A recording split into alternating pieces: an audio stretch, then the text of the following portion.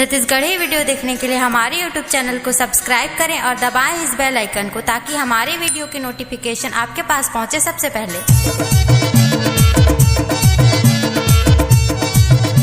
लखन सिंह रेड्डी, उनका mobile number है 7987023349।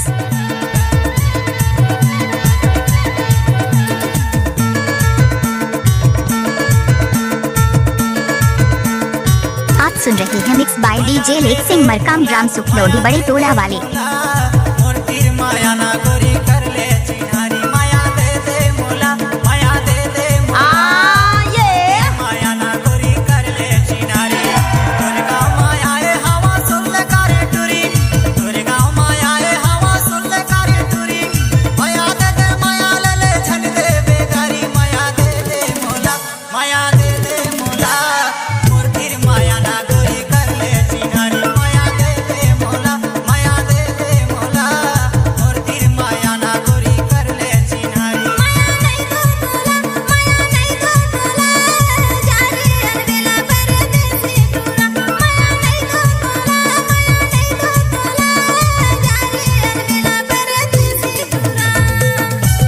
सुन रहे हैं मिक्स बाय डीजे लेक सिंह मरकाम ग्राम सुखलौड़ी बड़े टोला वाले।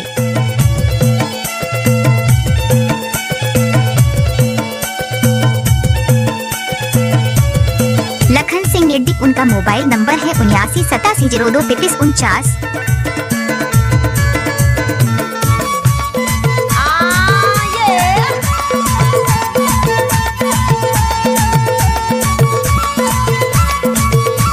लखन सिंह रेड्डी, उनका मोबाइल नंबर है 7987023349।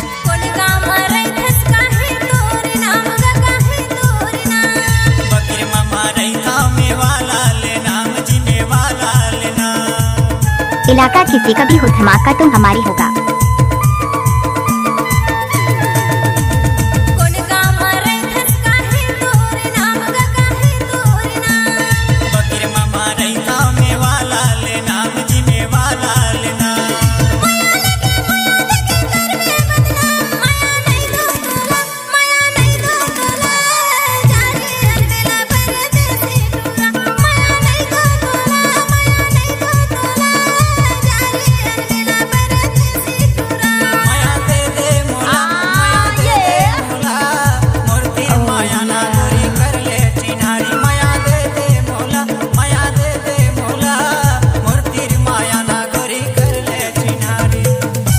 लखन सिंह रेड्डी, उनका मोबाइल नंबर है 7987023349।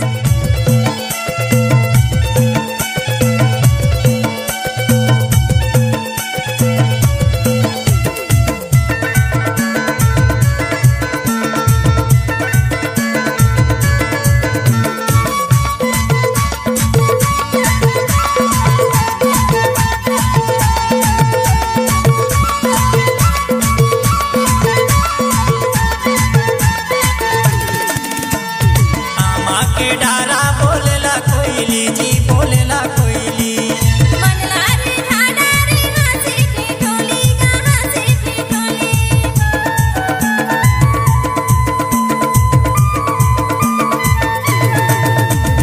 आमा के डारा बोलेला कोयली जी, बोलेला कोयली।